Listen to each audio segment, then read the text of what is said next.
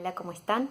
Mi nombre es Lía Gómez. Les agradezco mucho a Dayana que me ha invitado a formar parte de esta clase para pensar la cultura y en perspectivas de derechos humanos, para pensar la crítica de la cultura en perspectivas de derechos humanos, eh, y para poder de alguna manera también permitirme a mí pensar esta propuesta, ¿no?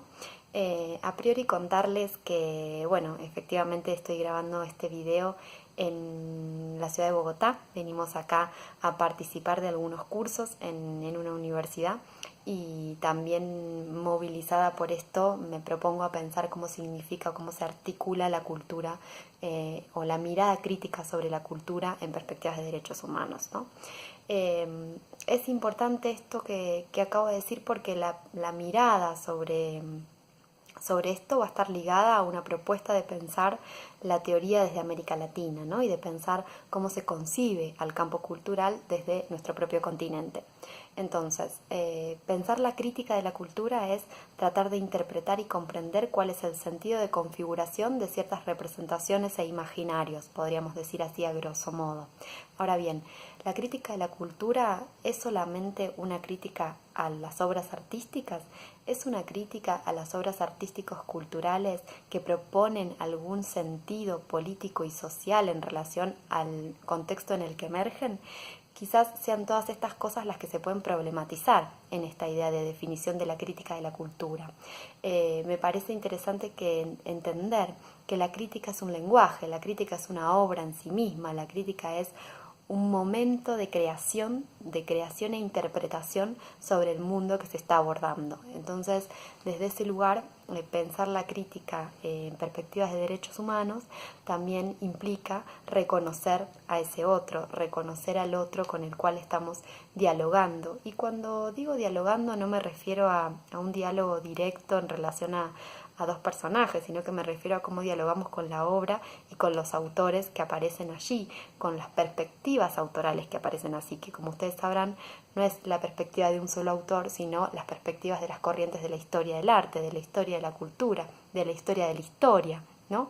Y problematizar todos esos sentidos permite pensar la posibilidad de configurar de algún modo la crítica cultural con perspectivas de derechos humanos, ¿no? Ahora bien, la definición de derecho humano es una definición claramente atravesada por los sentidos de la modernidad: la igualdad, la fraternidad, la libertad. Ahí se funda de alguna manera la discusión por los derechos humanos, ahí se funda de alguna manera, incluso los estudios culturales lo proponen en una reflexión crítica a eso, ¿no? El propio Hall dice, bueno, la perspectiva del derecho es de dónde es pensada el derecho humano, es pensada desde la clase, desde la propia burguesía que concibe la modernidad. Bueno, ¿cómo pensamos hoy la perspectiva de los derechos humanos o los derechos en esta clave cultural? Eso me parece una propuesta interesante para problematizar en algún sentido, porque también implica reconocer la etimología de esa palabra, qué significa la cuestión del derecho en América Latina cuando hablamos de cultura, que no es lo mismo que lo que significa la cuestión del derecho cuando hablamos en el discurso jurídico, cuando hablamos en otros países o cuando hablamos en Alemania, que está ligada muy fuertemente al proceso de la guerra y de Auschwitz, ¿no? Y incluso diría que la definición de derechos humanos está fuertemente también asociada a las regiones de América Latina en las cuales podemos abordarlas. Y las obras culturales que aparecen en ese marco tienen esto muy arraigado, digo. Un ejemplo, como verán, antes de pensar los ejemplos, estoy de alguna manera parándome o posicionándome desde la perspectiva de un conocimiento situado, pero no desde un conocimiento situado entendido como un recorte, sino entendido como comprender el sentido sociocultural y político de cómo emerge ese objeto. Digo, uno no puede hacer una crítica cultural si no tiene en cuenta el contexto, si no tiene en cuenta la historia, si no tiene en cuenta los autores, si no tiene en cuenta la interrelación con otros lenguajes. Digo, si uno hace una crítica a una obra sobre el campo de la memoria y no tiene en cuenta cómo se configura el sentido sobre la memoria, es muy difícil que sea profunda esa crítica cultural. En todo caso será un comentario, será una opinión, pero no una crítica. en ese plano me parece que es importante pensar la responsabilidad también del crítico cultural, porque a veces pareciera ser que uno no dimensiona la responsabilidad que tiene en todos los planos de su escritura, ya sea oral, ya sea escrita, ya sea audiovisual. Y hay una responsabilidad muy fuerte en el crítico cultural que tiene que ver con poder comprender las representaciones que existen de la cultura para poder entenderlas y para poder acompañar en ese entendimiento a otros y con otros, ¿no? Y eso también es pensarlas desde la cuestión de la configuración de lo colectivo en el marco de las producciones culturales. Hay un cineasta brasilero que les recomiendo muchísimo, que se llama Eduardo Coutinho. Acá tengo un libro de Coutinho, que el libro se llama Cine, Conversaciones y Antropología Salvaje. Lo que habla el cine, más allá del objeto cine, lo que es una serie de conversaciones con Coutinho sobre su sentido, sobre el arte, ¿no? Y una de las cosas que dice Coutinho es, bueno, yo trabajo mi perspectiva en relación a la oralidad, en relación a escuchar al otro, en relación a construir el sentido de lo que el otro me puede contar, ¿no? Y su cine, si ustedes lo ven, su cine es eso, ¿no? Tiene una de sus primeras películas, que es Cabra marcado para morrer, se llama. eh, Trabaja sobre eso, trabaja sobre el testimonio, trabaja sobre el campesinado brasilero. Hay que tener en cuenta que Coutinho viene del periodismo también, y hay que tener en cuenta una cosa, que es como él utiliza su método para construir su arte, que es esto de la escucha. Si ustedes ven el cine de Coutinho, que sería interesante poner un link aquí en la clase, él va recorriendo los espacios y de la cotidianidad de los personajes que elige, y los escucha, los siente y los escucha. Por supuesto que eso no significa que no lo edite, pero los escucha, hace que el discurso del personaje lo construya el personaje y no el documentalista. Y eso tiene que ver también con una perspectiva del derecho, de cómo se piensa esa obra. Es decir, la voz invisibilizada es la que tiene que surgir en el caso del cine de Coutinho, ¿no? Bueno, efectivamente, para que surja esa voz yo no puedo estar imponiendo todo el tiempo las preguntas, todo el tiempo los temas. Necesito dejarle espacio para que esa voz salga. Y su cine tiene mucho de silencios también en ese sentido. Y me parece que Coutinho de alguna manera tiene esa responsabilidad social y esa mirada de la cultura que tiene que ver con entender al otro, con comprender con el otro, y que nos abre una puerta para comprender que la crítica cultural no es solamente la crítica escrita o no es solamente la crítica sobre una obra, sino que una obra en sí misma puede ser una crítica cultural. Quiero decir, una crítica cultural no necesariamente tiene que ser una crítica artística, ¿no? El cine de Coutinho claramente es una crítica cultural, es una crítica de la cultura en la perspectiva de cómo él entiende los sentidos de, en el caso de la película Cabra marcado para morrer, de los campesinos en la década del 70. Y tal es así que Coutinho es exiliado por esa película en Brasil, digamos. O otra película que tiene, que se llama Edificio Master, que es una película que trabaja sobre el sentido cultural de los monoblocks en pleno Río de Janeiro, digamos, y está problematizando la cultura en ese lugar, digamos, y se configura como crítica. No podemos decir que el cine de Coutinho es solamente el cine, sino que justamente es una crítica cultural en esa perspectiva, digamos, ¿no? Y hay otro ejemplo, les contaba, ¿no? Un poco en esta idea de compartir en la virtualidad o en el campo de la distancia, como se denomina ahora, que estaba en Bogotá, ¿no? Y cuando uno siempre, si hay algo que tiene que tener el crítico cultural, es una mirada atenta a todo, los sentidos sumamente abiertos, ¿no? Una mirada, un oído que te permita dialogar con el mundo y que el mundo dialogue con uno, ¿no? Es la única forma de poder comprender muchas de las cosas que nos suceden. Y tuvimos un encuentro muy maravilloso acá con un periodista, escritor, docente, que se llama Javier Osuna, que él trabaja sobre el tema del conflicto en Colombia, la guerra colombiana.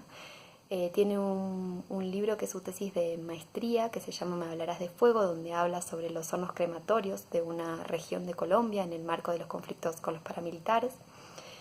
Y hace muy poco ha sacado una propuesta, de hecho se está trabajando esta propuesta para para imprimir en el marco de los grupos de trabajo de Claxo en arte y política, en comunicación y política y en derechos humanos, que eso me parece interesante también para pensar la crítica cultural en la línea de derechos humanos, ¿no? Ese cruce intercultural, ese cruce interlenguajes, ese cruce interdisciplinas.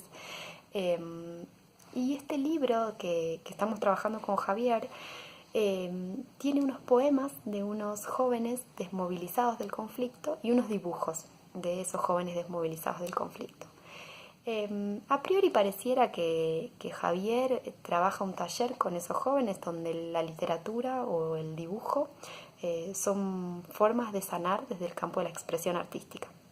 Pero al mismo tiempo, si uno puede leer esos poemas, entiende, comprende que ahí hay una fuerte crítica a la cultura, digamos, y al mismo tiempo transformar esa crítica a la cultura, a una cultura opresora, violenta, desigual, que está ligada a la vida de esos propios jóvenes, transformar esa crítica en una metacrítica o en una crítica legitimada, por decirlo de algún modo, o en un libro que tiene un reconocimiento académico, que tiene un reconocimiento político y demás, también forma parte de la crítica cultural con perspectiva de derechos humanos, porque es hacer público eso, hacer pública las formas de expresión y las formas de representación de esos jóvenes. Entonces, hay algo que también es interesante de trabajar en la crítica desde esta perspectiva, que es la crítica nunca se termina, nunca se acaba, siempre hay algo que enriquece, siempre hay algo que aporta, siempre hay algo que puede configurar nuevos sentidos, ¿no? Y esa es la maravilla de esta postura, digamos, ¿no? De este juego, de este desenlace.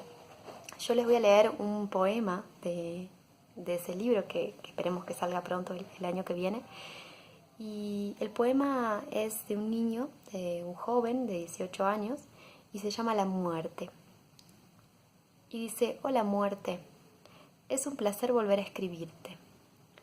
Solo quiero decirte que en estos tiempos no quiero volver a verte ni que estés en mi mente, porque simplemente odio tenerte cerca de mi gente. Tu oscuridad rompe la felicidad de la humanidad. Cuando te acercas a la persona más especial y esencial, la oscuridad es familiar, y hacer creer en la Trinidad y no en la felicidad de la inmortalidad. Y tranquila, que sigo siendo el tipo aquel que, con este lápiz y este papel, hablaré de ti hasta que suene el cascabel. Este poema, que además la muerte atraviesa todo en la producción de este texto, habla de la muerte, pero habla críticamente de la muerte. No está diciendo la muerte es violencia, la muerte es angustia. Está diciendo: tranquila, muerte, que yo voy a seguir reflexionando sobre vos y sobre todo lo que significa la vida en esa reflexión sobre la muerte, digamos, ¿no? Porque es algo que no se puede escindir. ¿Y qué significa la muerte en este proceso de guerra? ¿Qué significa que un joven de 18 años esté desmovilizado del conflicto colombiano, esté haciendo un taller literario y le permite escribir y construir esos sentidos que él mismo enuncia? Solo puede de alguna manera expresar en el papel, el lápiz y el papel, la posibilidad de escribir, la posibilidad de expresar, la posibilidad de comunicar, la posibilidad de encontrarse con el otro.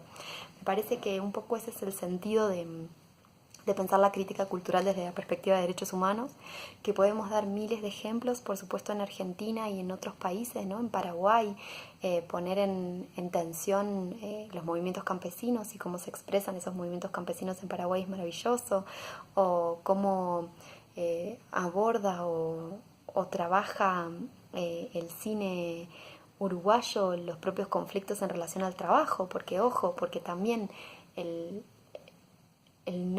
la no posibilidad del trabajo también es una violación al derecho humano, por ejemplo, ¿no? Entonces, pensar también y complejizar esos términos es un poco el objetivo de la crítica cultural. Bueno, ¿qué significa eso? ¿Cómo el arte o cómo las configuraciones artístico-comunicacionales están pensando y están construyendo eso? Y cómo también de algún modo eso se pone en tensión en los lenguajes que se eligen, ¿no? Porque elegir la poesía, en este caso del que les leí, no es casual. No eligieron otra forma de narrar, eligieron la poesía. O elegir ciertos planos en el cine o ciertas escenas en una obra de teatro también tiene que ver con cómo pensar esa crítica cultural, ¿no? Hay una obra de teatro de una dramaturga muy importante en Argentina que se llama Griselda Gambaro, que la obra se llama Datos Personales. Y en Datos Personales la obra inicia con una muchacha que va a buscar trabajo en plena crisis, en plena depresión de la década de mayor falta de trabajo en Argentina. Y la joven llena un formulario y entonces en el formulario le preguntan nombre y ella se pone a pensar y dice, bueno, no es tan sencillo, me llamo María, pero en realidad María significa que mi madre rezó mucho para que yo nazca y por eso me puse ese nombre, que pudo imponerse en relación a mi padre, que, ¿no? Estado civil, bueno, soltero, pero en realidad soy soltera porque me abandonó fulano, porque tiene que ver con cómo llegué a Buenos Aires, ¿no? Estoy como hipotetizando en el diálogo para que se entienda el sentido, pero a lo que digo es... El fin último de la crítica es comprender el sentido profundo de ese lenguaje y qué representaciones acuna en ese lenguaje. Y la perspectiva de derechos humanos en eso es entender que la elección del lenguaje es una elección política. No es lo mismo elegir el lenguaje audiovisual, el lenguaje literario, el lenguaje poético, el lenguaje televisivo, el lenguaje periodístico, el lenguaje fotográfico para narrar una cosa u otra. Y muchas veces en esos casos también es necesario pensar el elemento que me permite a mí encontrarme con ese objeto que estoy analizando y cómo se dan esas relaciones, ¿no? Me parece que eso es sumamente importante, ¿no? A veces una foto es mucho más crítica cultural que una nota periodística o que un libro, ¿no? Es lo que representa la foto, lo que configura esa foto. Y me parece que eso es un poco la apuesta de pensar la crítica cultural en perspectiva de los derechos humanos, porque también es un derecho humano el acceso a la cultura, el acceso al arte, el acceso a la posibilidad de conocer la esencia de los lenguajes. Y porque tiene que ver con el derecho al conocimiento. El derecho al conocimiento iguala, el derecho al conocimiento configura identidad. Y eso me parece central para pensar la crítica cultural en esta perspectiva que estamos hablando, ¿no? Bueno, yo les agradezco mucho, les comparto algunos links como para que puedan ver las películas de Coutinho en este caso que estuvimos conversando brevemente y bueno, esperemos que les haya sido útil y si tienen alguna pregunta, duda, por supuesto que abierto a esa posibilidad en el marco de las condiciones que el campus propone en las próximas clases y a través de Dayana. Muchas gracias a todos y los invito a seguir problematizando, a problematizar el sentido mismo del arte y la política en este contexto histórico que es central para pensar la crítica y la cultura.